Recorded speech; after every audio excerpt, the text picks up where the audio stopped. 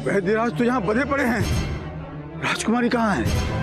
अवश्य ही वो कोई बहरूपिया होगा जो राजकुमारी को लेकर भाग गया। हमें तुमसे यही उम्मीद थी चंगेज खान कि तुम राजकुमारी किशोरी को पकड़ने में अवश्य सफल हो जाओगे। तुरंत किसी को शमशान भेजो और उस दुष्ट का पता लगाओ जो शव की साधना करते करते महारानी पर काली शक्ति का प्रयोग कर रहा है।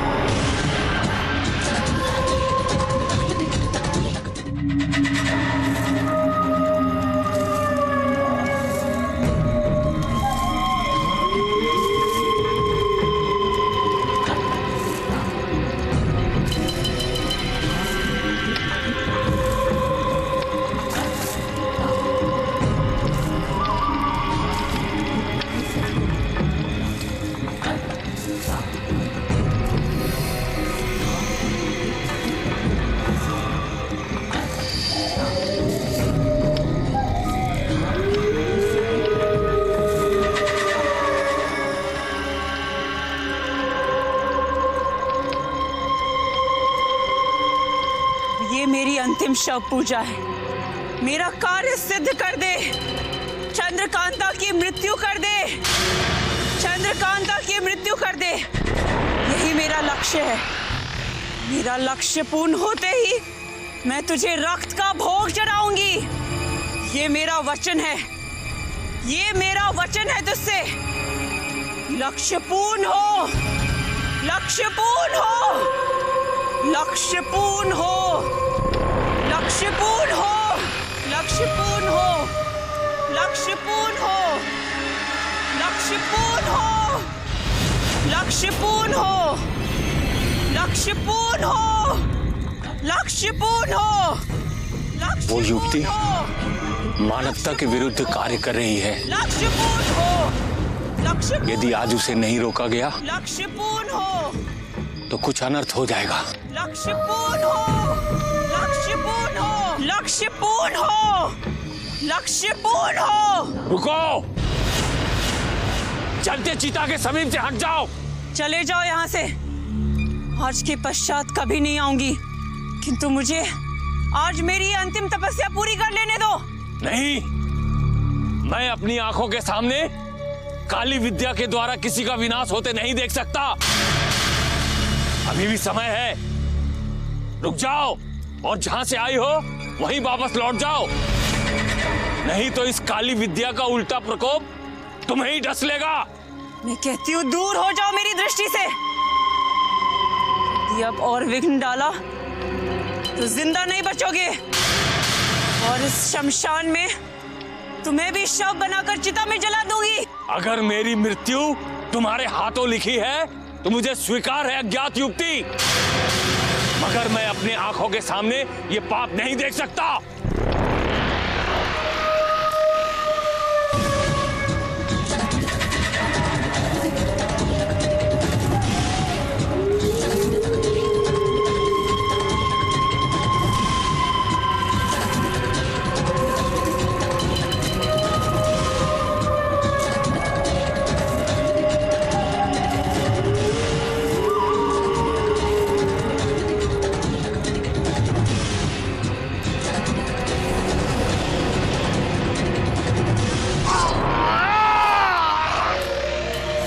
ये किसकी चीख है? ये तो शमशान की तरफ से आई है। सैनिकों, आओ चलो।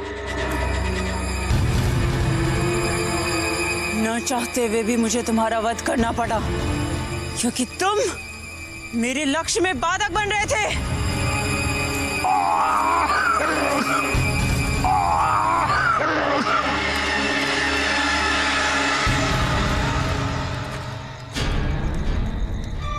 कौन हो तुम? किसने तुम्हें घायल किया? मैं शमशान का रखवाला। एक दुष्ट युवती ने मुझ पर आक्रमण कर दिया। कौन थी वो युवती जिसने इतनी रात को शमशान में आकर तुम्हें घायल कर दिया? मुझे नहीं मालूम वो कौन थी, परंतु वो रोज यहाँ आकर काली सिद्धि का प्रयोग करती थी। काली सिद्धि का प्रयोग? हाँ, काली सिद्धि का प्रयोग। आज उसका अंतिम प्रयोग था। मैंने उसे रोका, मगर मुझे मूर्छित हो गए। तुरंत इसे किसी वैद्य के पास लेके जाओ।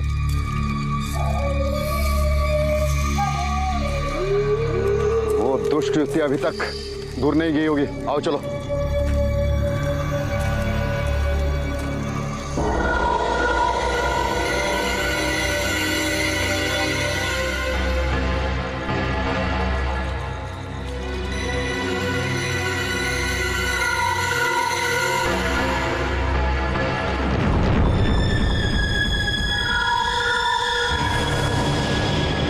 ऐसे क्या देख रहे हैं आप मुझे बाबा? क्या किसी युवा स्त्री को आपने पहली बार देखा है?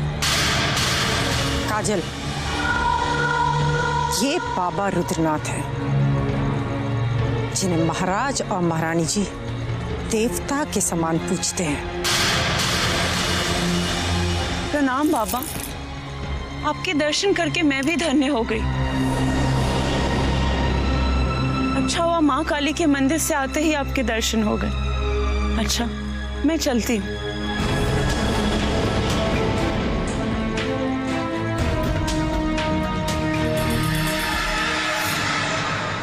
कौन थी ये युवती जो इतनी रात गई काली के मंदिर से आ रही है? नौगढ़ से इसे चुन्नी लाल अपने साथ लेकर आए थे, लेकिन आजकल ये महाराज की विशेष चहेती बन गई है। अनिष्ट, घोर अनिष्ट। उसने महाराज को भी अपने वश में कर लिया। महाराज को ही नहीं बाबा, आजकल तो ये इस महल पर भी अपना प्रभाव डालने का पूरा प्रयास कर रही है। और इसका कहना है कि ये महारानी जी की रक्षा करने के लिए हर आधी रात काली माता के मंदिर जाकर पाठ पूजा करती है। असत्य है ये सब। यही दुष्ट युवती महारानी के दुखों का कारण है। उसी के कारण महारानी की ये दशा हुई है। ये आप क्या कह रहे हैं बाबा? इसका मतलब ये है कि काला जादू। इसका रहस्य तो हम चुनारगढ़ के सम्राट के सामने ही खोलेंगे, जिसकी ये चहेती बनी हुई है। हमें इसी समय राजन से मिलना है। ये आप क्या कह रहे हैं बाबा? हमें तो ऐसा प्रतीत हो रहा है कि आप हमारी खुशियां देखना ही नहीं चाहते। तभी तो लगातार हमारे पैरों में बेड़ियों पे बेड़ियां डाले जा रहे हैं, अनेक बंधनों में जकड़े जा रहे हैं। आप दम घुटने लगा है, हमारा दम घुटने लगा है। एक तुच्छ स्त्री के लिए तू बाबा रुद्रनाथ को नेत्र दिखा रहा है राजन। जो स्त्री तेरा सर्वनाश करने आई है, उसके लिए तू बाबा को शत्रु समझने लगा है। तेरी बुद्धि भ्रष्ट हो गई है और तेरे नेत्रों पर ये माया का जो पर्दा पड़ा है, इसे यदि शीघ्र ना उतारा गया, विनाश हो जाएगा तेरा। विनाश। यदि हमारे भाग्य में विनाश ही लिखा है, तो उस विनाश को कोई नहीं रोक सकता बाबा रुद्रनाथ। भाग्य को दोष मत दे राजन, क्योंकि तेरे सर्वनाश का कारण तू स्वयं होगा। तेरी भूल और तेरा अहंकार ही तेरे दुखों का सबसे बड़ा कारण बनेगा राजन। और यदि तूने उस कपटी स्त्री को तुरंत इस महल से ना निकाला, तो देखना तेरे इस महल में मृत्यु तांडव करेगी। तांडव। और मानव शव के मार लग जाएंगे।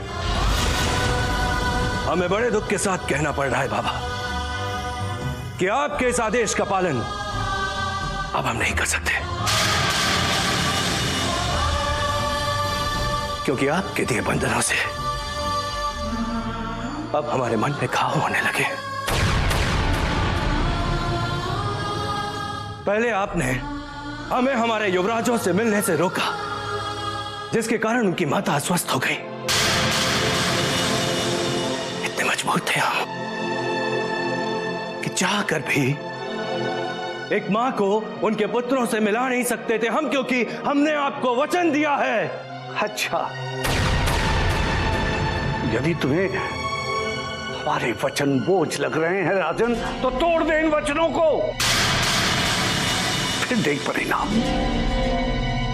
कैसे कष्ट भुगतेगा तू, कष्ट। कष्ट सहने से अब हमें डर नहीं लगता है बाबा, बिल्कुल भी डर नहीं लगता है, क्योंकि इतने लंबे समय से अनेकों कष्ट सहते सहते अब हमें कष्ट सहने की आदत सी हो गई है। हाँ, परंतु हम आपको दिए वचन को कभी नहीं तोड़ेंगे, क्योंकि हम एक राजा हैं। एक राजा अपने प्राण दे सकता है, परंतु वचन को कभी नहीं तोड़ सकता। तुझे समझाना व्यर्थ है राजन, क्योंकि तेरे अहंकार ने तेरा विवेक, तेरे सोचने समझने की शक्ति भी छीन ली है, छीन ली है। किंतु हे राजन, जाते जाते हम तुझे ये जरूर कहना चाहते हैं, तुरंत तूने उस स्त्री को इस महल से बाहर नहीं किया, तेरे सारे कुल का सर्वनाश हो जाएगा, सर्वनाश।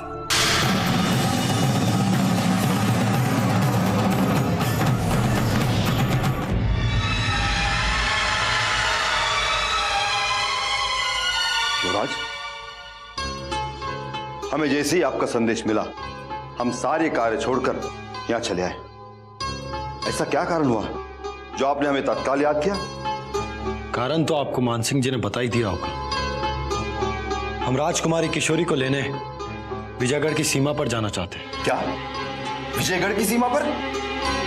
ये आपसे किसने कह दिया कि शिवगढ़ की राजकुमारी विजयगढ़ की सीमा पर है? क्या मानसिंह जी ने आपको नहीं बताया कि राजकुमारी किशोरी विजयगढ़ की सीमा तक आ पहुंची है? बताया था, किंतु अब शिवगढ़ की राजकुमारी विजयगढ़ की सीमा पर नहीं है, वो किसी अज्ञात स्थान पर चली गई है। कहां चली गई राजकुमारी किशोरी? और आपको किसने कह दिया कि वो विजयगढ़ की सीमा छोड़कर किसी अज्ञात स्थान पर चली गई है? चुनारगढ़ से हमें संदेश प्राप्त हुआ कि हमारी सीमा के आसपास भटकती हुई राजकुमारी को किसी ने घायल कर दिया। माखन सिंह और उसके सैनिक किसी वेद के पास पहुंचे ही थे कि अचानक वेद की कुटिया से राजकुमारी लुप्त हो गई। इस अनर्थ का कारण भी मानसिंह जी हैं। इन्होंने यदि हमें समय पर विजयगढ़ की सीमा पर जाने दिया होता तो राजकुमारी किशोरी हमारे साथ होती और हमें ये दिन नहीं देखना पड़ता। यदि हम आपको नहीं रोकते युवराज तो बड़ा अनर्थ हो जाता। शिवगढ़ की राजकुमारी की तरह शत्रु आपको ही बंदी बना लेते तो हम महाराज को क्या जवाब देते? क्या आपने हमें इतना निर्बल और कायर समझ लिया जो हम अपने शत्रु के सामने हथियार डाल देते? यदि हम समय पर पहुंच जाते तो राजकुमारी किशोरी ना घायल होती और न ही उन्हें किसी अज्ञात स्थान पर जाना पड़ता। क्रोध को वश में कीजिए। राजकुमारी किशोरी जहां भी होगी हमारे गुप्तचर उन्हें ढूंढ लेंगे। अब हमें ना गुप्तचरों पर विश्वास रहा और ना ही किसी और पर। हम राजकुमारी किशोरी को ढूंढने स्वयं जाएंगे। भैया आप फिर वही पुरानी बातें और पुरानी जिद दोहरा रहे हैं। दोहराएंगे क्योंकि हमने राजकुमारी किशोरी से प्रेम किया है और अपने पवित्र प्रेम की रक्षा के लिए हम अभी और इसी समय जंगलों में जाएंगे और राजकुमारी किशोरी को ढूंढकर अपने साथ लेकर आएंगे।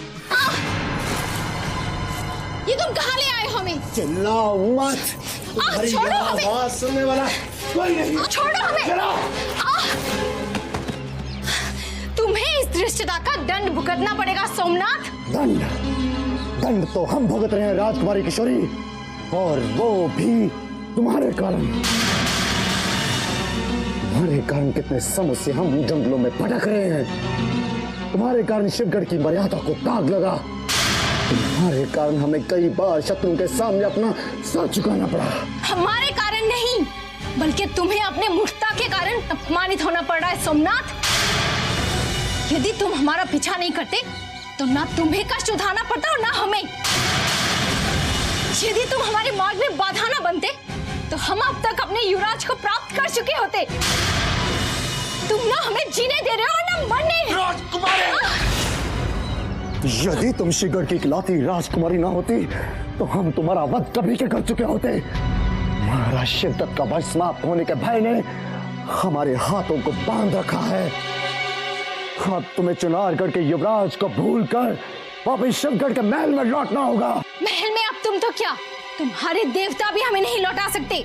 और जिस युवराज से हम सच्चा प्यार करते हैं उसके लिए हम अपने प्राण भी त्याग सकते हैं, परंतु शिवगढ़ की ओर कभी नहीं लौट के जाएंगे, कभी नहीं। राजकुमारी!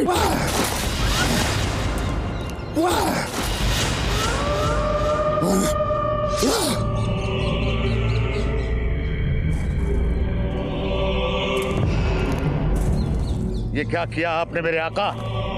जिस शहजादी आलिया को आप इतनी मोहब्बत करते हैं, आपने उसकी ये हालत बना दी।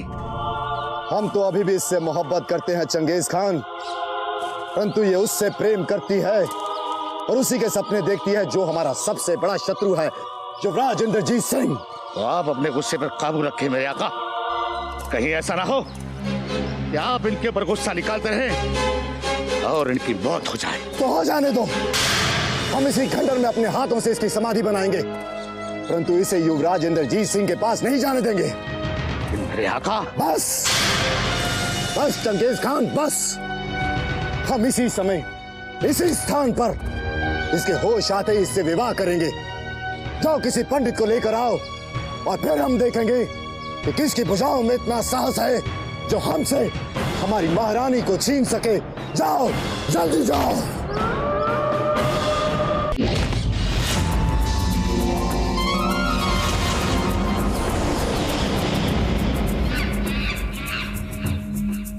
अब यह सिद्ध हो चुका है क्रूर सिंह कि संसार के तुम सबसे बड़े विश्वासघाती हो।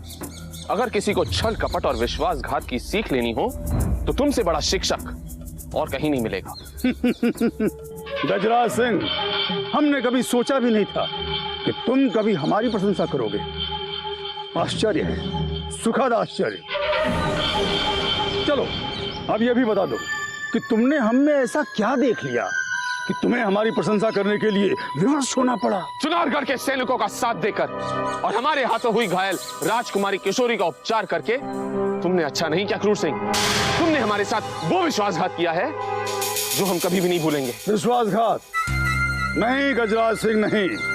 तुम जिसे विश्वासघात कर रहे हो हमारी दृष्टि में वो एक ऐसी कूटनीतिक चाल है जिसे तुम अभी समझ नहीं पाओगे, क्योंकि हम कूटनीति के तब से विशेषज्ञ हैं जब तुम्हारे दूध के दांत भी नहीं उगे थे। ये तलवार हमारे समक्ष फेंककर क्या संदेश देना चाहते हो तुम? हमसे युद्ध करना चाहते हो या हमारे समक्ष मित्रता का संदेश लेकर आए हो? यदि हम चाहते तो तलवार तुम्हारी गर्दन काट देती क्रूर सिंह, परंतु परंतु परंतु ये सोचकर तुमने अपना लक्ष्य परिवर्तित कर दिया, क्योंकि तुमने महायोद्धा क्रूर सिंह के वास्तविक रूप को पहचान लिया है और इस रूप ने तुम्हें भयभीत कर दिया है। नहीं, हमने तुम्हें यह सोचकर छोड़ा है कि हमारा और तुम्हारा लक्ष्य एक ही है। ये तो तुम भी नहीं चाहते कि राजकुमारी किशोरी विजयगढ़ पहुंचे और हम भी नहीं चाहते कि वो एक बार फिर विजयगढ़ की ओर कदम बढ़ाएं। शकुंतला देवी का ये सफोला हमें ढाल बनाकर राजकुमारी किशोरी को प्राप्त करने का दिवा स्वप्न देख रहा है, परंतु हम इसे इसी की चालों में उलझाकर परास्त कर देंगे। अधिक सोचकर समय नष्ट मत करो क्रूर सिंह। यदि तुम और हम एक हो जाएं, तो हमारा लक्ष्य बहुत ही सरलता से संपूर्ण हो जाएगा।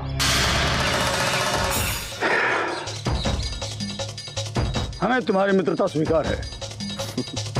क्रूर सिंह को अपना मोहरा बनाकर अब हम सरलता से अपना लक्ष्य प्राप्त कर लेंगे।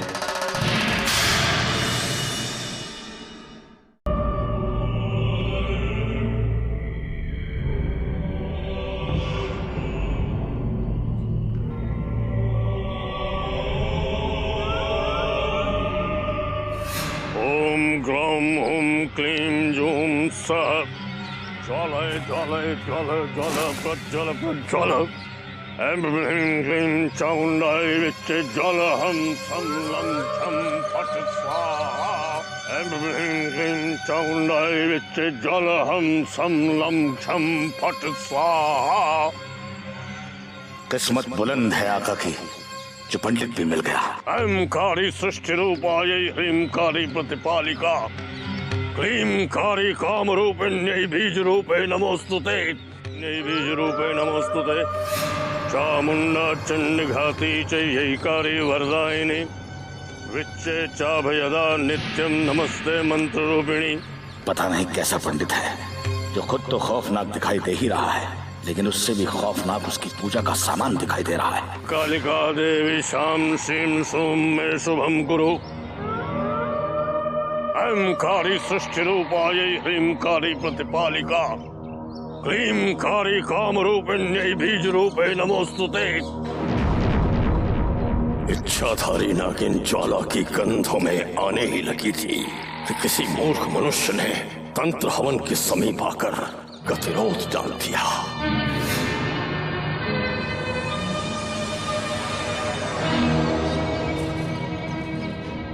कौन है तू?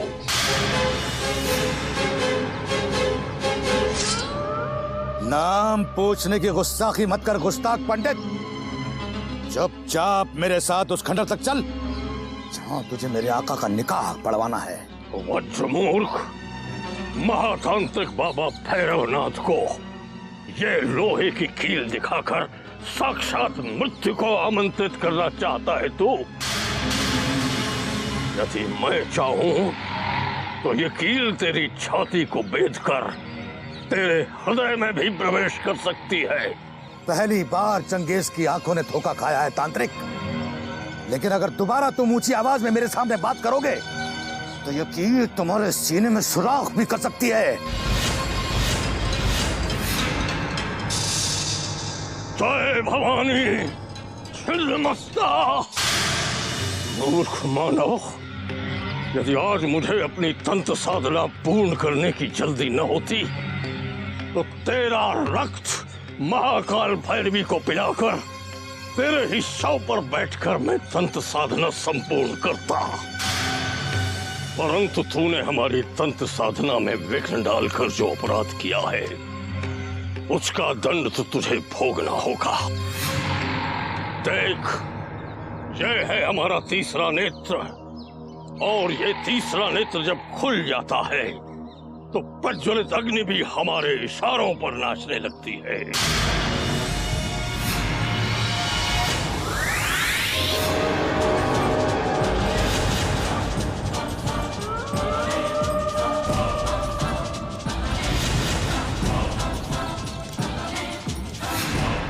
बहुत पहुंचे हुए फकीर से पाला पड़ा है चंगेज, इससे माफी मांगकर रुखसत होने में ही भलाई है।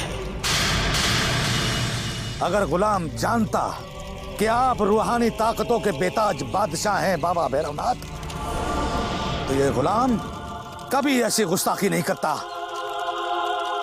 गुलाम तहे दिल से माफी चाहता है।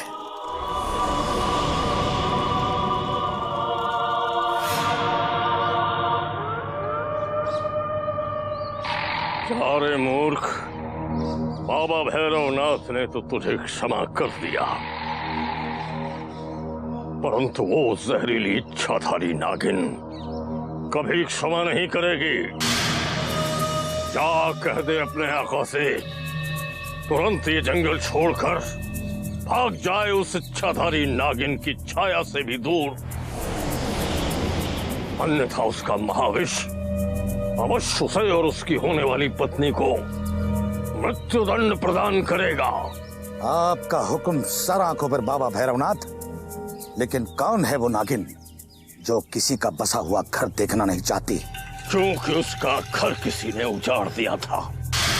अब व्यर्थ प्रश्न करके हमारा समय नष्ट न कर, दूर हो जाए इस मायावी जंगल से, इतनी दूर कि तेरी छाया पर भी उस इच्छाधारी नागिन की दृष्टि न पड़े। वो इच्छाधारी नागिन जिसे हम वर्षों की तंत्र साधना से भी अपने वश में नहीं कर पाए हैं।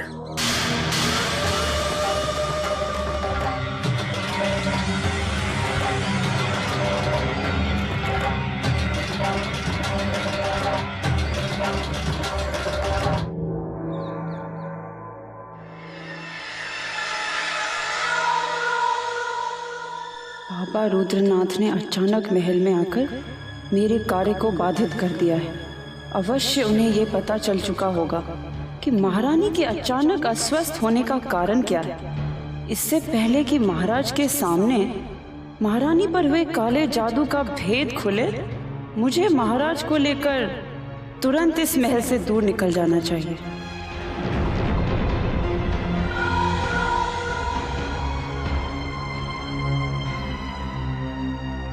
प्रणाम महाराज। काजल, तुम और तुम्हारे मुख पे ये उदासी कैसी है? जब महारानी जी के समीप मृत्यु मंडरा रही हो तो मेरे मुख पर खुशी कैसे छा सकती है महाराज। आज मैं आपसे कुछ मांगने आई हूँ और उम्मीद है आप मुझे निराश नहीं करेंगे। मांगो। पहले वचन दीजिए कि आप मेरी प्रार्थना नहीं ठुकराएंगे। काजल, आज तक ऐसा हुआ है कि हमने तुम्हारी कोई भी बात टाली हो? मांगो, क्या मांगना चाहती हो? महारानी का जीवन बचाने के लिए मैं आपको गंगेश्वर के इस प्राचीन मंदिर में ले जाना चाहती हूँ, जो चुनारगढ़ से दूर समंदर के पास है। हमें याद है काजल, उस मंदिर में जाने के विषय में तुमने हमें पहले भी बताया था और हमने तुम्हें वचन भी दिया था कि यदि महारानी के स्वास्थ्य में आशाजनक सुधार नहीं आया तो हम वहां अवश्य चलेंगे। परंतु अभी अनेक राज्यों के वैद्य और हकीम महारानी का उपचार कर रहे हैं। हमें उम्मीद है कि उनके उपचार से महारानी का स्वास्थ्य बिल्कुल ठीक हो जाएगा। परंतु यदि उनका स्वास्थ्य ठीक नहीं हुआ तो हम तुम्हारे साथ अवश्य चलेंगे। मुझे किसी वैद्य हकीम पर कोई विश्वास नहीं है महाराज, क्योंकि अभी तक कोई भी महारानी जी का उपचार करने में सफल नहीं हो पाया। मेरी आपसे विनती है कि आप मेरी प्रार्थना स्वीकार कर लीजिए और मेरे साथ उस प्राचीन मंदिर में चलिए महाराज। यदि समय ऐसे ही गुजरता गया तो कुछ भी हो सकता है। आज के बाद मैं आपसे कुछ नहीं मांगूंगी। काजल, तुम्हारी इतनी आस्था और महारानी के लिए इतनी चिंता देखकर हम तुम्हें निराश नहीं कर सकते। ठीक है, हम चुनारगढ़ से दूर तुम्हारे साथ उस मंदिर में अवश्य जाएंगे काजल, ये हमारा वचन है। और आप जब मंदिर से वापस लौटकर इस राजमहल में आएंगे तब आपको यहाँ अपनी प्रिय महारानी नहीं बल्कि महारानी का शव मिलेगा।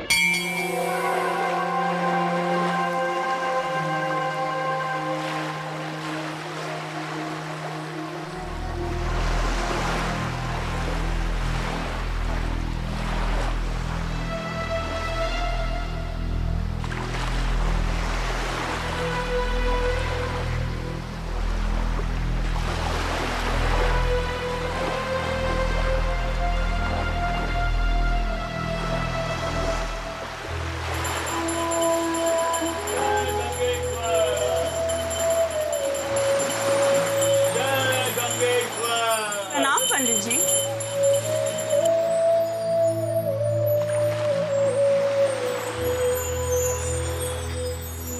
सदा सुहागन रहो। भगवान गंगेश्वर तुम दोनों की सदैव रक्षा करें।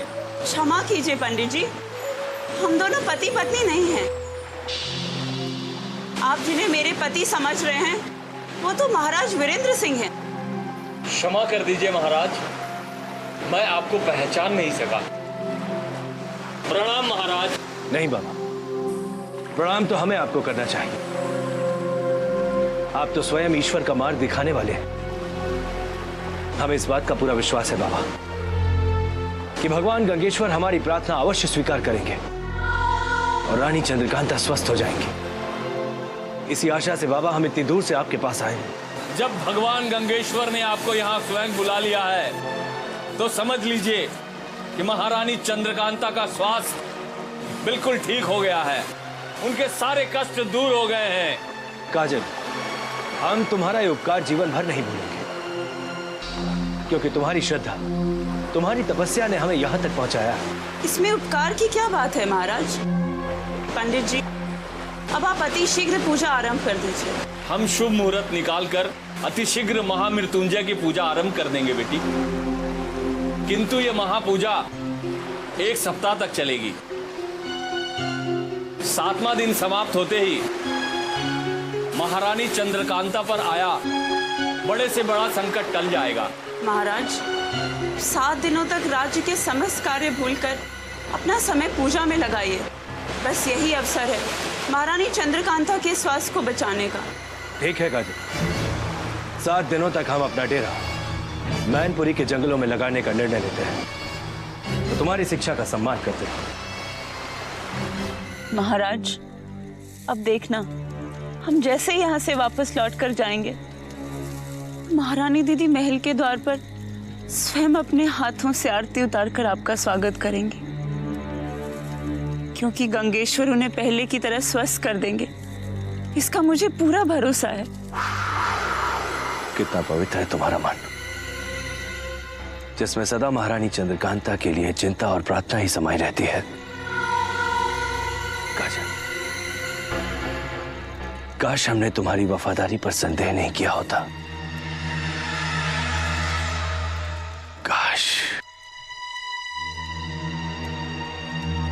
काश हमने तुम्हारा मन नहीं दुखाया होता। महाराज, यदि महल में मुझसे जलने वाले मुझे आपकी दृष्टि में गिराने का षड्यंत्र नहीं करते, तो आप कभी मेरी स्वामी भक्ति पर संदेह नहीं करते। किंतु अब मुझे किसी से कोई शिकायत नहीं। आप मेरा आग्रह मानकर यहाँ चले आए, बस इसी में मुझे संसार की समस्त खुशियां मिल गई। महाराज, इतने कष्ट सहने के पश्चात भी सदा तुम्हारे होठों पर मुस्कान खिलती रही। महारानी की दुत्कार सहने के बाद भी तुम उनके प्राण बचाने के लिए हमें महल से इतनी दूर लेकर के आई हो। गलत किया है हमने तुम्हारे साथ। काजल, हमने जो भी व्यवहार तुम्हारे साथ किया है वो बिल्कुल गलत था।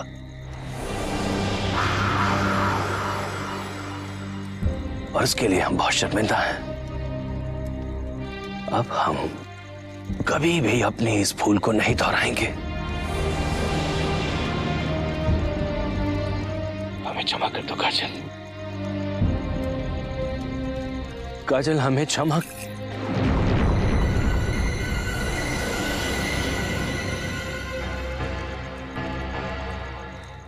क्षमा मांगकर अपने चरणों के इस धूल को पाप के कुएं में मत धकेलिए महाराज।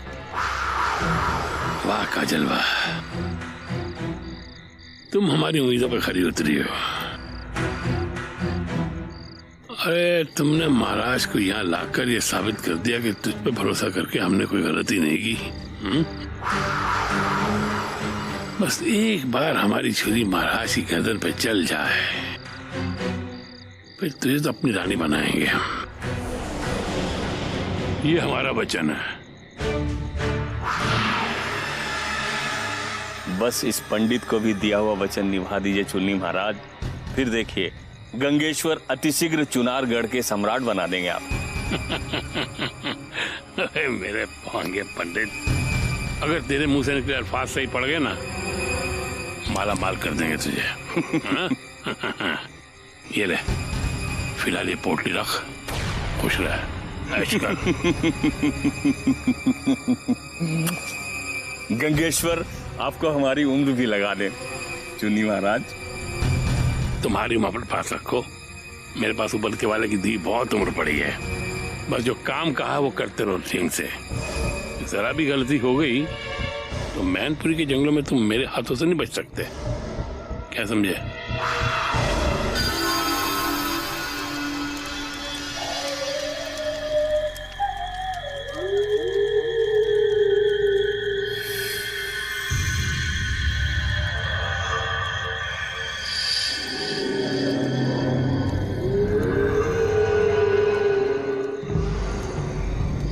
पंडित को खोजने चंगेज सुबह गया था, परंतु रात होने के बाद भी नहीं लौटा।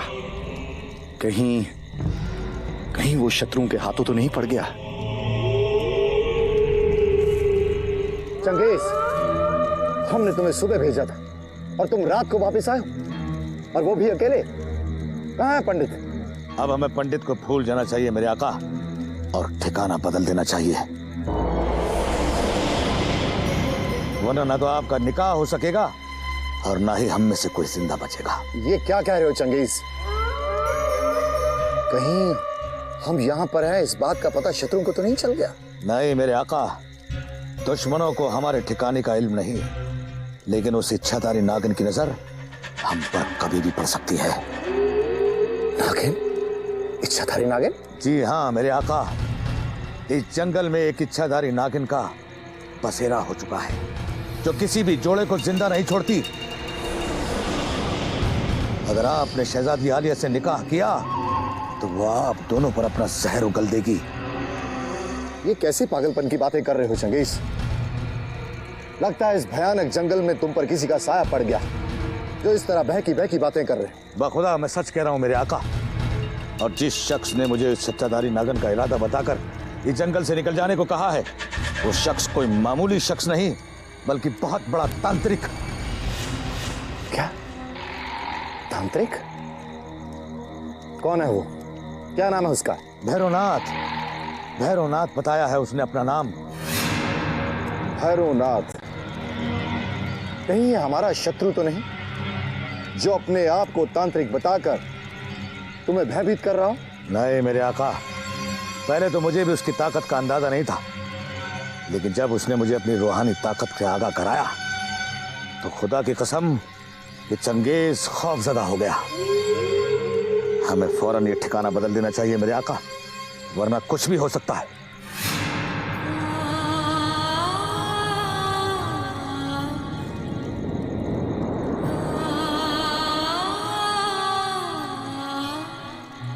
ये किसकी विचित्र आवाज है चंगेज? ये आवाज किसकी हो सकती है? तुम दोनों की मौत। ये उसी नागिन की आवाज है जो मौत बनकर तुम दोनों को ढूंढ रही है। तुमने एक युवती पर अत्याचार किया है, इसीलिए एक युवती ही तुम दोनों की मौत का कारण बनेगी। अब देखना, तांत्रिक भैरवनाथ की भविष्यवाणी सत्य होने वाली है। धाम धीम धूम धुर्जटे पत्नी वाम मीं वागधीश्वरी काम क्रीम क्रूम कालिका देवी शाम सीम शुम में शुभम कुरु भीम धुम हम भीम हम क्षम ध्वजाग्रम त्रोटे त्रोटे दीप्तम कुरु कुरु स्वाहा। तू यहाँ चुन्नी लाल, हमने तो तुझे इस वन में आने का आदेश नहीं दिया था। बिना हमारी आज्ञा के यहाँ आने का तेरा साहस किस प्रकार हुआ? क्षमा चाहता हूँ महातांत्रिक भैरवनाथ, लेकिन आपने जो कार्य सौंपा था पूरा हो गया। 7 दिन की तंत्र साधना के बाद काजल महाराज वीरेंद्र सिंह को मैनपुरी के जंगलों में ले आई है, गंगेश्वर की पूजा के बहाने। यही खुशखबरी सुनाने तो आया हूँ मैं। विजय सिंह के उन्माद में तो पागल हो चुका है चुन्नी लाल। वो मूर्ख लड़की हमने जो 7 दिन की शमशान साधना बताई थी, बीच में ही छोड़कर चली आई है। जब तक वो साधना पूरी नहीं होती, हमारे तांत्रिक प्रहार का राजा पर कोई असर नहीं होगा। आप कह रहे तो सत्य होगा, लेकिन उसने तो मुझे कहा था कि उसने पूरी की साधना। यदि उसकी साधना पूर्ण हो गई होती तो ये दिया जो महारानी चंद्रकांता की मृत्यु के इंतजार में चल रहा है बुझ चुका होता। अब क्या उपाय है? इसका अब एक ही उपाय है चुन्नीलाल, तुम वापस जाओ और उस मूर्ख लड़की से कहो कि 7 दिन की तंत्र साधना पूर्ण करने के पश्चात ही वहां से आए। तुम जानते हो चुन्नीलाल, नागमणि प्राप्त करना और इस संसार को सारे राजा महाराजाओं से विहीन करके इस पर एक छत्र साम्राज्य स्थापित करना भैरवनाथ का लक्ष्य है। मैं भी जाके आपका आदेश उसे देता हूं। प्रणाम।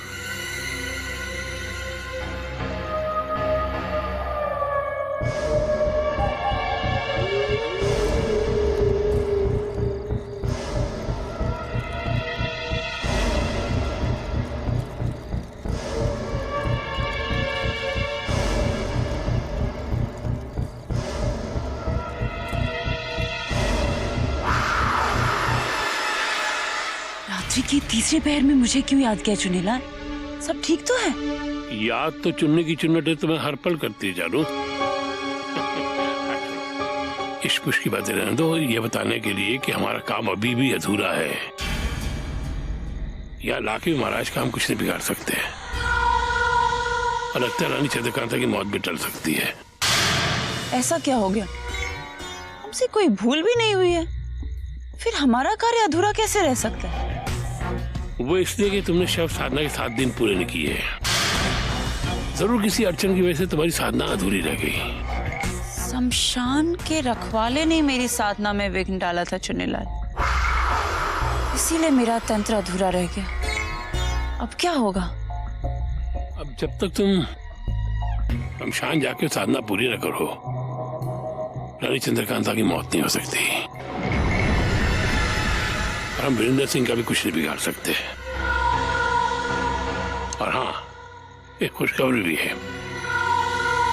मान सिंह ने खबर भेजी है कि वीरेंद्र सिंह के दोनों सपोरे मैनपुरी के जंगल में पहुंचने वाले हैं। इसका मतलब पिता के साथ दोनों पुत्रों की दर्दनाक मौत भी मैनपुरी के जंगलों में लिखी है। लगता है वीरेंद्र सिंह के पूरे कुंबे की मौत एक साथ लिखी है। जैसे तुम्हारी शव साधना खत्म होगी, रानी चंद्रकांता का काम तो तमाम हो जाएगा और इधर वीरेंद्र सिंह के साथ साथ उसके दोनों सपोलों के भी फन काट दिए जाएंगे। 7वें दिन से वीरेंद्र सिंह के वंश पर मृत्यु का तांडव आरंभ हो जाएगा चुन्नीलाल। अब हम लक्ष्य के बहुत समीप पहुंच चुके हैं। पर इतना ध्यान रहे, मैनपुरी के जंगलों में वीरेंद्र सिंह को उसके दोनों सपोले ना मिल पाए। जासूसों ने बताया कि कल सुबह सूरज उगते ही दोनों सपोले संग्राम सिंह के साथ मैनपुरी में पहुंचने वाले हैं।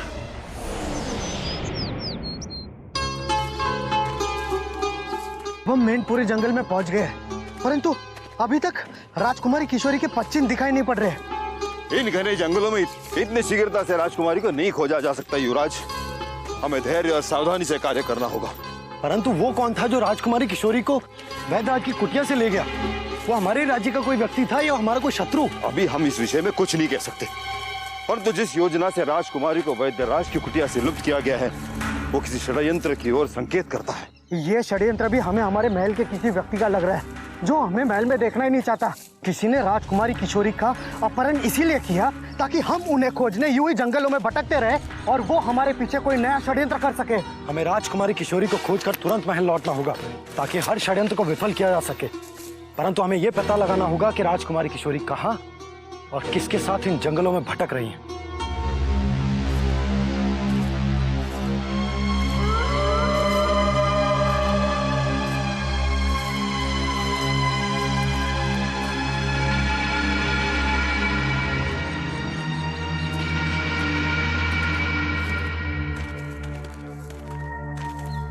हमें ऐसा क्यों प्रतीत हो रहा है कि राजकुमारी किशोरी यहीं कहीं आसपास हैं? युवराज, प्यार में बहुत बड़ी शक्ति है। हमें पूर्ण विश्वास है कि राजकुमारी और आपका मिलन होकर रहेगा। भैया के कहने पर हम इस जंगल में तो आ गए, परंतु हमें मानसिंह जी पर अब भरोसा नहीं रहा, क्योंकि उस दिन जब किसी अज्ञात व्यक्ति ने उनकी गर्दन पर खंजर रख दिया था, तभी हमें उनकी स्वामी भक्ति पर संदेह हो गया था। नहीं युवराज, ये आपका संदेह है, क्योंकि मानसिंह जी हमसे विश्वासघात करके अपने वर्षों की वफादारी पर दाग नहीं लगा सकते। आपको भ्रम है, जिसका पता हम शीघ्र लगा लेंगे। तुम चिंता मत करो आनंद, हम मानसिंह जी के कहने पर नहीं बल्कि अपने मन की आवाज सुनकर इस जंगल में आए और हमें पूर्ण विश्वास है कि राजकुमारी किशोरी यहीं कहीं आसपास है। चलो। चाहे तुम हमें कहीं भी छुपा दो, शिवराज हमें ढूंढ ही लेंगे। तुम दोनों का वध करके हमें अपने साथ ले जाएंगे। हमारा वध?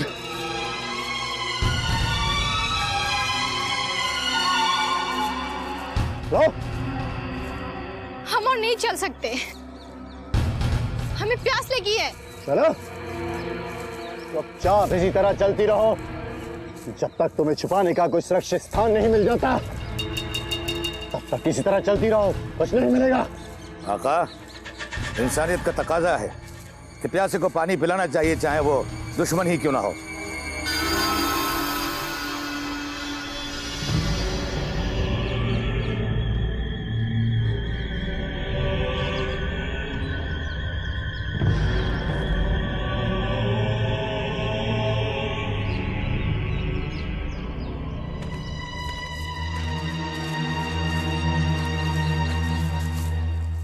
प्यास से हमारा गला सूखा जा रहा है संग्राम सिंह जी। यहाँ आसपास कहीं पानी मिलेगा? युवराज, आसपास कहीं ना कहीं अवश्य पानी मिलेगा। आप चलिए।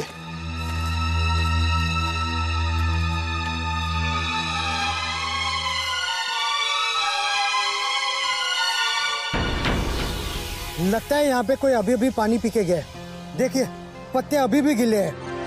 युवराज, हो सकता है हमारी तरह कोई पथिक यहाँ आया हो।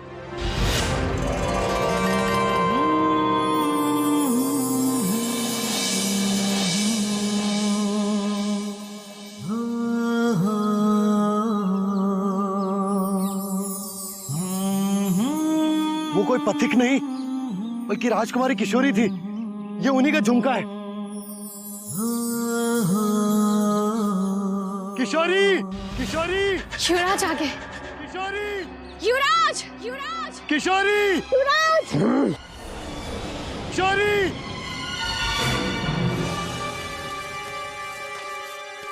आका, दुश्मन हमारे पीछे लग चुका है। फौरन शहजादी आलिया को कहीं छुपाना होगा। तुम बिल्कुल सत्य कह रहे हो चंगेज। पकड़ो इसे।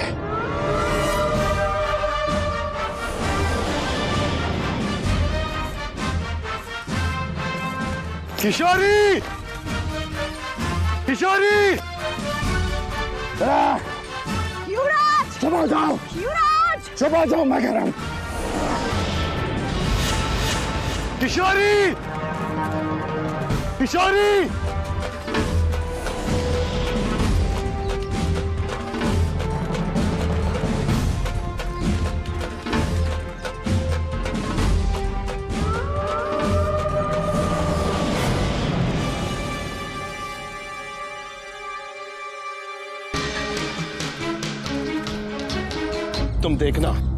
तुम देखना भूमि, वो इच्छाधारी नागिन अवश्य हमारे पकड़ में आएगी।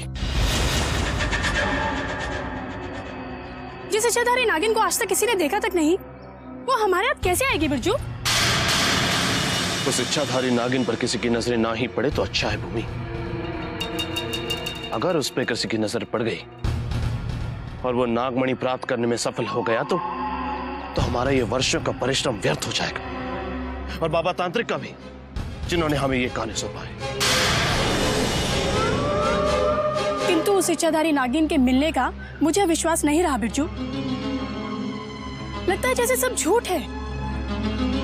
यदि उस नागिन का कोई अस्तित्व होता तो वो किसी ना किसी को कभी ना कभी दिखाई देती। कुछ ही समय पहले मैनपुरी के जंगल में वो आई थी। वहां अंधेरा होने के कारण मैं उसे देख ही नहीं सका। उसकी गंध मुझे अब भी आ रही है। एक ना एक दिन शीघ्र अति शीघ्र ही वो मेरी आंखों के सामने आएगी, और उसी क्षण हम नागमणि प्राप्त कर लेंगे। बाबा भैरवनाथ का भी वो कार्य पूर्ण हो जाएगा और हम एक ही दिन में धनवान बन जाएंगे। आका, सुना आपने? मैंने आपसे कहा था ना, इच्छाधारी नागिन है जिसकी नागमणि को यह सपेरे से लेकर तांत्रिक तक हड़पने के चक्कर में है।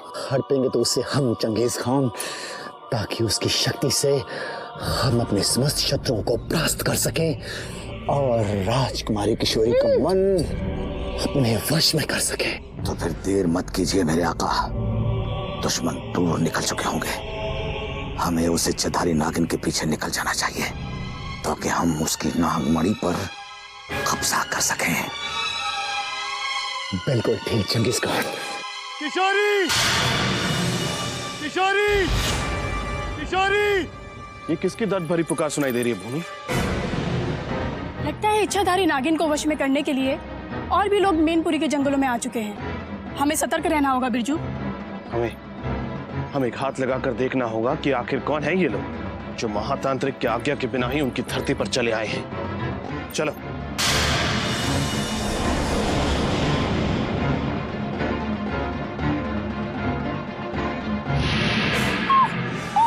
अगर इजाजत के बगैर हलक से सी भी निकली तो इस सपेरन की गर्दन काट कर तेरे हाथ में दे दूंगा सपेरे। किशोरी!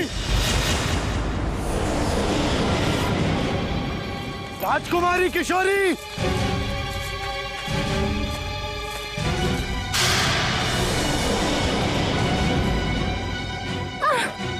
हमें लगता है वो यहीं कहीं आसपास है। नहीं भैया, यहाँ पर कोई नहीं है। हमें आगे चलना चाहिए। नहीं, हवाओं में फैली ये महक बता रही है कि वो यहीं कहीं आसपास है।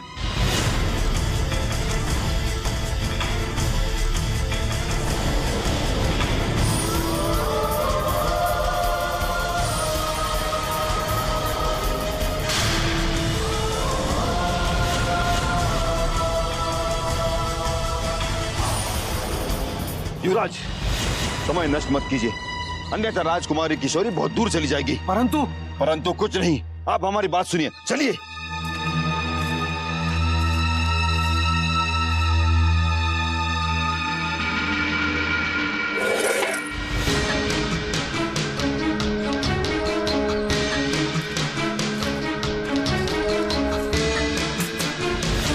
सवेरे जाओ।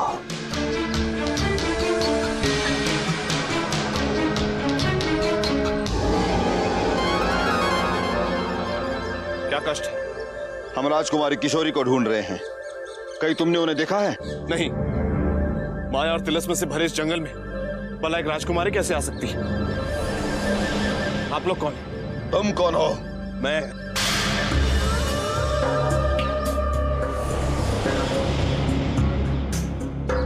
बाबा भैरवनाथ का भक्त हूं। मंदिर में दर्शन होते ही चला जाऊंगा, फिर वापस लौट कर नहीं आऊंगा इस जंगल में। आप लोग भी चले जाइए, वरना तिलिस्म की इस दुनिया में आप भी भटकते रह जाएंगे। समय मत नष्ट कीजिए संग्राम सिंह जी, हमें तुरंत राजकुमारी किशोरी को ढूंढने उस तरफ बढ़ना चाहिए। चलिए।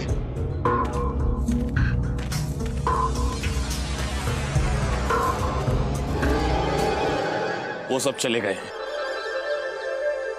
चलिए आका।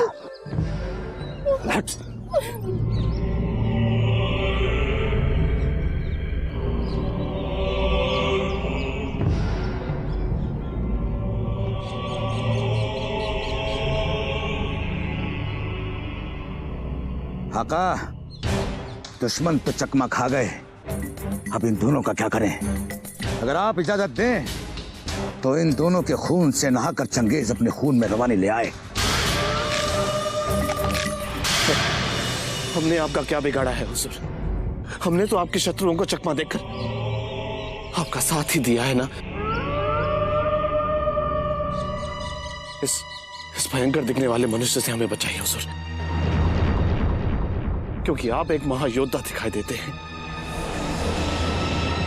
यदि तुम इच्छाधारी नागिन का रहस्य बताओगे तो हम तुम्हारे प्राण बख्श देंगे सपेरे। अब शीघ्र बताओ, नागमणि को प्राप्त कैसे किया जा सकता है? नागमणि और इच्छाधारी जल्दी बता जो कुछ मेरे आका ने पूछा है, वरना बताता हूं। इस जंगल में एक इच्छाधारी नागिन वास करती है। कहाँ रहती है इच्छाधारी नागिन? गुफाओं में। गुफाओं में?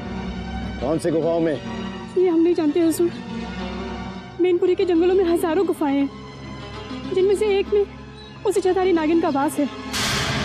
अब हमें छोड़ दीजिए हुजूर। ए सपेरे, तेरे और तेरे आका के अलावा इच्छाधारी नागन और नागमणि के बारे में किसी और को भी पता है? जी नहीं। तो बस ये राज राज ही रहे, वरना अपने आका की इजाजत के बिना तुम दोनों के खून से मैं नहा लूंगा। चलिए मेरे आका, अब नागमणि आपकी होगी और उस नागिन का जहर चंगेज का।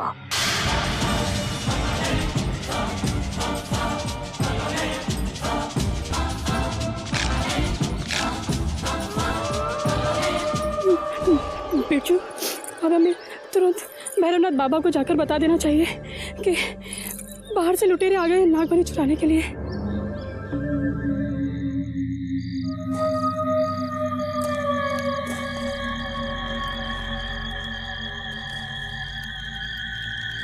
बाबा भैरवनाथ।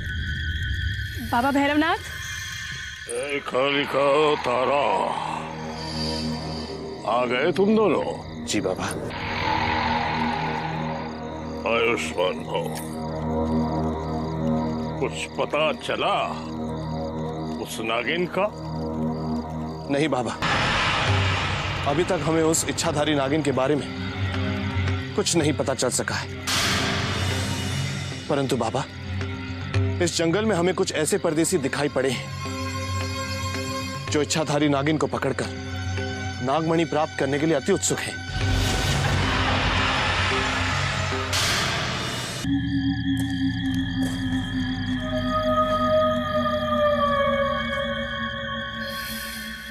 बाबा भैरवनाथ। बाबा भैरवनाथ। कालिका तारा, आ गए तुम दोनों? जी बाबा। आयुष्मान भव। कुछ पता चला उस नागिन का? नहीं बाबा, अभी तक हमें उस इच्छाधारी नागिन के बारे में कुछ नहीं पता चल सका है। परंतु बाबा, इस जंगल में हमें कुछ ऐसे परदेसी दिखाई पड़े हैं जो इच्छाधारी नागिन को पकड़कर नागमणि प्राप्त करने के लिए अति उत्सुक हैं। कहीं तुम उस व्यक्ति की बात तो नहीं कर रहे जिसकी आंखें धवल हैं? हाँ बाबा, उसके साथ राजकुमारी जैसी सुंदर दिखाई देने वाली युवती और एक योद्धा जैसा दिखाई देने वाला युवक भी है। वो किस उद्देश्य से यहाँ आए हैं हम भली भांति जानते हैं, परंतु उनका ये उद्देश्य कदापि पूर्ण नहीं हो सकता, क्योंकि वो इच्छाधारी नागिन किसी का घर बसते हुए देख नहीं सकती। परंतु बाबा, वे परदेसी इच्छाधारी नागिन के विषय में हमसे पूछ रहे थे। यदि उन्हें शीघ्र ही इस जंगल से नहीं लौटाया गया तो वे आपके उद्देश्य में एक रुकावट बन सकते हैं। जो ही महातांत्रिक भैरवनाथ की उद्देश्य में रुकावट डालेगा उसकी मृत्यु निश्चित है। पहले ये बताओ, हमने जिस इच्छाधारी नागिन का पता करने के लिए तुमसे कहा था उसका पता अब तक क्यों नहीं लगा? उसकी खोज में हमने मैनपुरी के जंगलों का चप्पा चप्पा छान मारा बाबा, परंतु उस इच्छाधारी नागिन का कुछ पता नहीं चल सका और न ही उन गुफाओं का पता चला जहां उस इच्छाधारी नागिन का वास है। और इसका कारण ये है कि वो गुफाएं मायावी हैं। उनका स्थान धरती के ऊपर नहीं बल्कि धरती के भीतर है। इससे पहले कि और लोग इस रहस्य को जाने, तुम यहां से चले जाओ और फौरन इच्छाधारी नागिन का पता लगाओ। जाओ यहां से।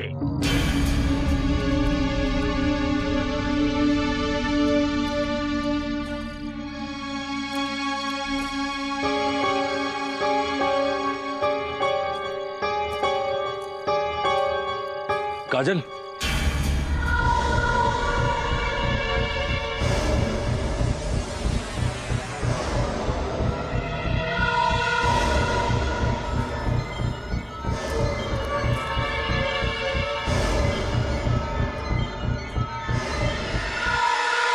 इतनी रात के तुम कहाँ जा रही हो?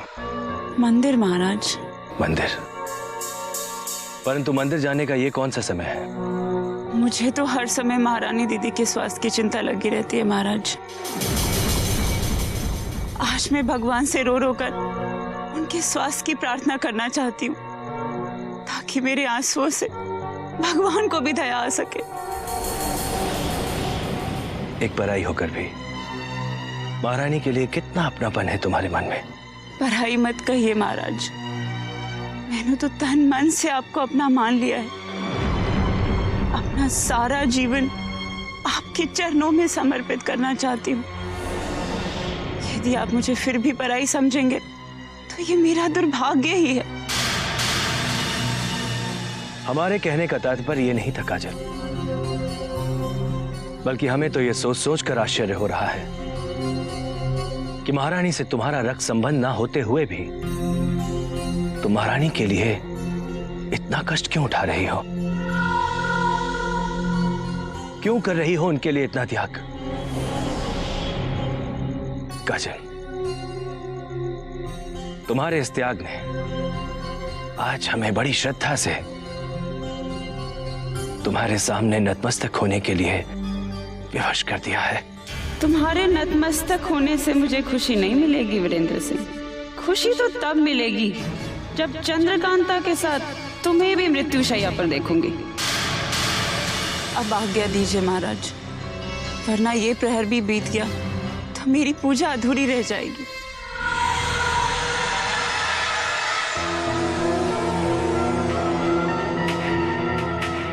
कितनी महान है काजल, जो रात के इस अंधेरे में, भयानक जंगलों में भी अकेली मंदिर की खोज में जा रही है।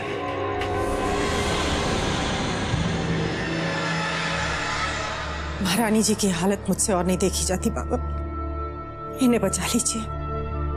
कोई तो उपाय होगा जो इनकी चेतना वापस लौटा दे और इन्हें पहले की तरह स्वस्थ कर दे। बस केवल एक ही उपाय है, महारानी को लेकर चुनारगढ़ से दूर निकलना होगा। चुनारगढ़ से दूर? चुनारगढ़ से दूर समुद्र के समीप एक प्राचीन शिव मंदिर है। यदि सच्चे मन से कोई भी वहां जाता है, उसकी पीड़ा, उसका दुख दूर हो जाता है। संसार में बस वही एक ऐसा मंदिर है जहां समस्त प्रेत बाधाओं और टोने टोटकों से महारानी को मुक्ति मिल सकती है। मैं तुरंत महारानी जी को स्वयं अपने साथ लेकर उस मंदिर में जाऊंगी बाबा, और इसी समय महाराज से जाकर इस बात की अनुमति भी ले लूंगी। हो सकता है राजन इसकी अनुमति ना दे, क्योंकि उसे टोने टोटके पे कोई विश्वास नहीं, और जहां विश्वास नहीं वहां ईश्वर नहीं पद्मिनी। नहीं बाबा, मैं महाराज को विश्वास दिलवाऊंगी और किसी भी तरह उन्हें महारानी जी को अपने साथ उस मंदिर में ले जाने के लिए विवश कर दूंगी।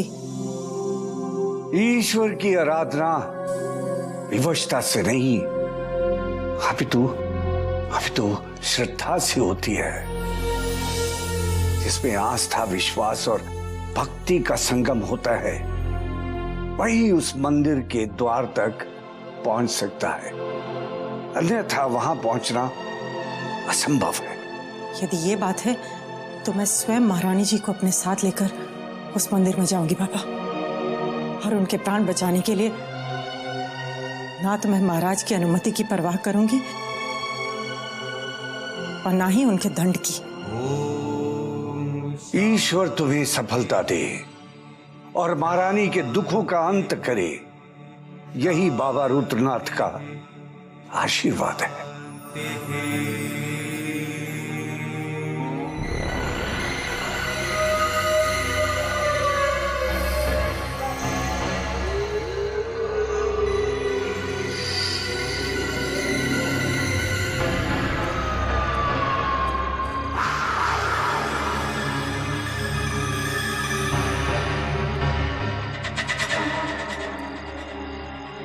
तुम भी कमाल करती हो काजल, कब से तुम्हारा इंतजार कर रहा हूँ, इतनी देर क्यों लगी तुम्हें? मैं क्या करती चुन्नीलाल, महाराज हर समय मेरे पीछे साई की तरह जो लगे रहते हैं। किसी तरह पूजा का बहाना करके आई हूँ। अब अति शीघ्र बताओ, मुझे यहाँ बुलाने का क्या कारण है?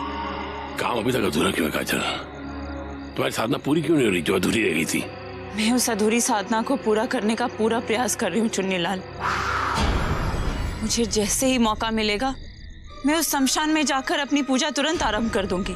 अगर ढूंढो तो शैतान भी मिल जाता है काजल, ये शमशान कौन सी बड़ी बात है। याद रखो, अगर ऐसी देर होती रही तो वीरेंद्र सिंह को हम पे शक हो सकता है और हमारी खबरें यहाँ खुद जाएंगी। तो चुनारगढ़ से करनाल सिंह ने बुरी खबरें भेजना शुरू कर दिया है। बुरी खबर? कैसी बुरी खबर? कि चंद्रकांता अचानक स्वस्थ तो नहीं हो गई? अभी तक तो नहीं हुई, लेकिन अगर अमावस की रात तक तुम्हारी साधना पूरी नहीं हुई तो चंद्रकांता को ठीक होने से महातांत्रिक भैरवनाथ भी नहीं रोक सकते, क्योंकि पद्मिनी और रुद्रनाथ ने चंद्रकांता को सरहद पार शिव के उस पुराने मंदिर में ले जाने का फैसला किया है।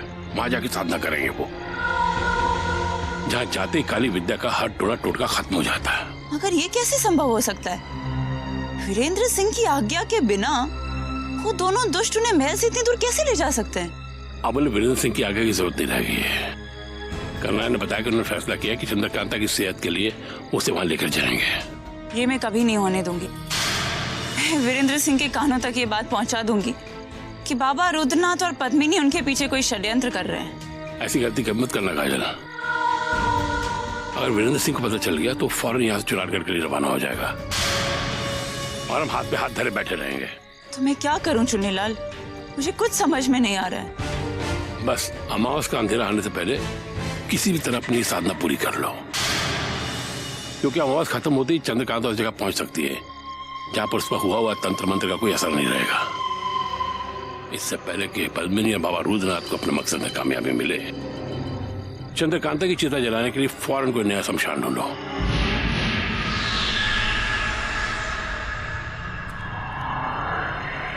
काजल इतनी शीघ्रता से कैसे लौट आई? कहीं ये पूजा का दिखावा तो नहीं कर रही? ठहरो काजल,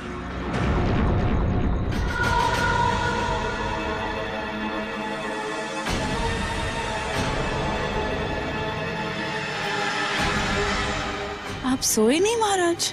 हम तुम्हारे लौट के आने की प्रतीक्षा में जाग रहे थे, परंतु तुम इतनी शीघ्रता से कैसे लौट आई? लगता है रात अधिक हो जाने की वजह से मंदिर के द्वार बंद हो गए होंगे। नहीं महाराज, उस मंदिर के द्वार कभी नहीं बंद होते जहां से मैं पूजा करके आई हूँ। ऐसा कौन सा मंदिर है जहां क्षण भर में पूजा समाप्त हो जाती है? हमें ऐसा लग रहा है कि आज तुम पहली बार हमसे कुछ छुपा रही हो काजल। आज पहली बार तुम्हारी आंखों में हमें असत्य दिखाई दे रहा है काजल। बताओ, बताओ सत्य क्या है? जिसका भय था वही हुआ। तुरंत रिया चरित्र का प्रयोग करना होगा काजल, वरना महाराज का शक यकीन में बदल जाएगा कि मैं एक छलावा हूँ। क्या सोचने लगी तुम? यही कि आप अचानक इतने कैसे बदल गए। जिस काजल पर आप आंख मूंद कर भरोसा करते थे, आज आप उसी पे संदेह कर रहे हैं। ये हमारे प्रश्न का उत्तर नहीं है काजल। बताओ कहां गई थी तुम? कहीं ऐसा तो नहीं कि पूजा के बहाने किसी और से मिलने गई थी? मैं उस मंदिर में प्रार्थना करने गई थी, रानी चंद्रकांता का जीवन फिर से खुशियों से भर सकता है। परंतु आपके संदेह ने मेरी भक्ति को जलाकर राख कर दिया। यदि आपको मुझ पर विश्वास नहीं तो कृपया महल वापस लौट जाइए। अगर मैं अपनी पूजा समाप्त किए बिना महल में वापस लौटकर नहीं आऊंगी।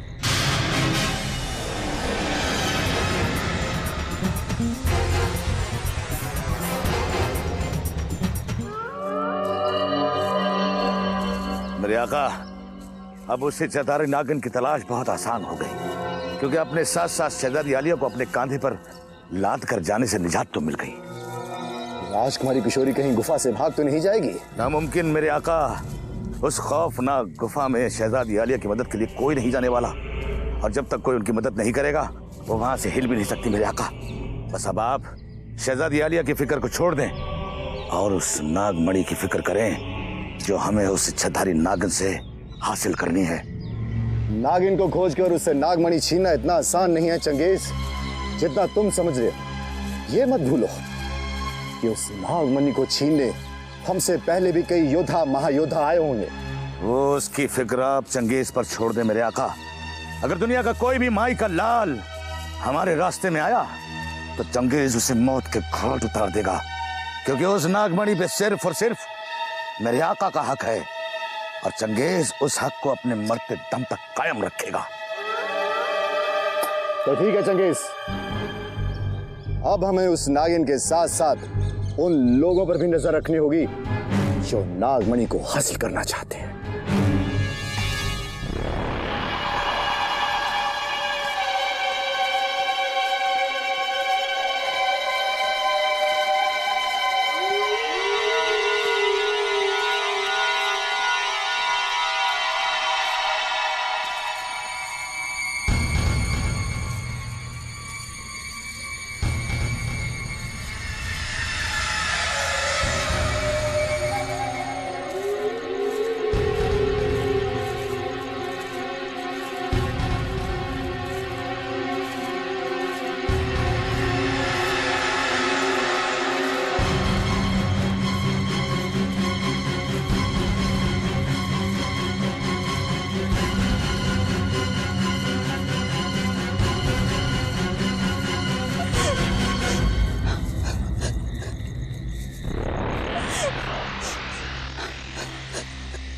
वीरान जंगल में युवती के रोने की आवाज कैसे आ रही है? मुझे लगता है कि कोई युवती संकट में है, हमें उसकी सहायता करनी चाहिए। नहीं भैया, हम जिस कार्य से आए हमें उसी पे ध्यान देना चाहिए, क्योंकि ये जंगल छल और कपट का साम्राज्य है। परंतु हम एक क्षत्रिय हैं और क्षत्रिय का पहला धर्म होता है उसकी प्रजा की रक्षा करना। राज, आवाज उस दिशा से आ रही है, चलो।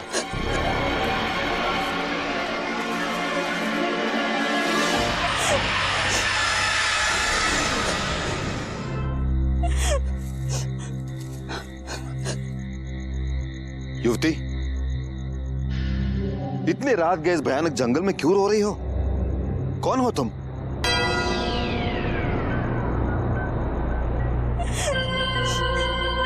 घबराओ मत युवती, हम तुम्हें कोई हानि नहीं पहुंचाएंगे।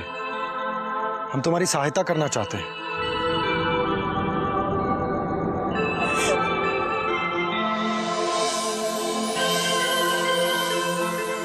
देखो युवती, यदि तुम इस तरह रोती रही तो हम तुम्हारी कोई सहायता नहीं कर सकेंगे। शीघ्र बताओ, क्या कष्ट है तुम्हें, और तुम इस तरह इस जंगल में अकेले क्यों सिसक रही हो? किसी ने मेरे जीवन की हत्या कर दी है।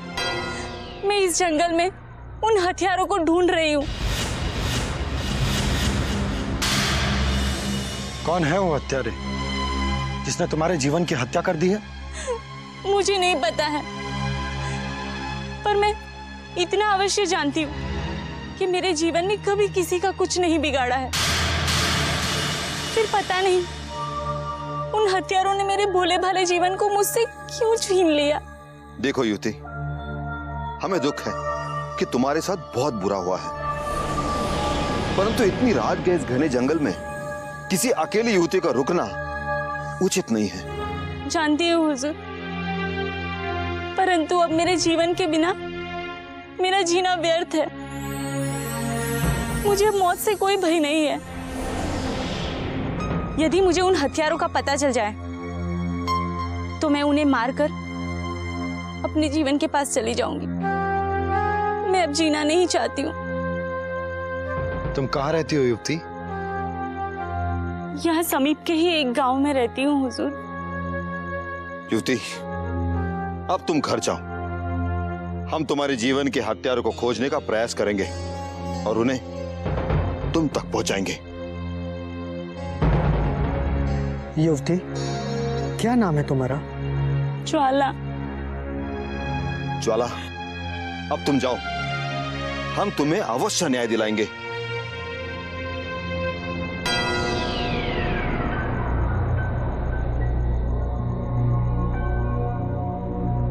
पता नहीं क्यों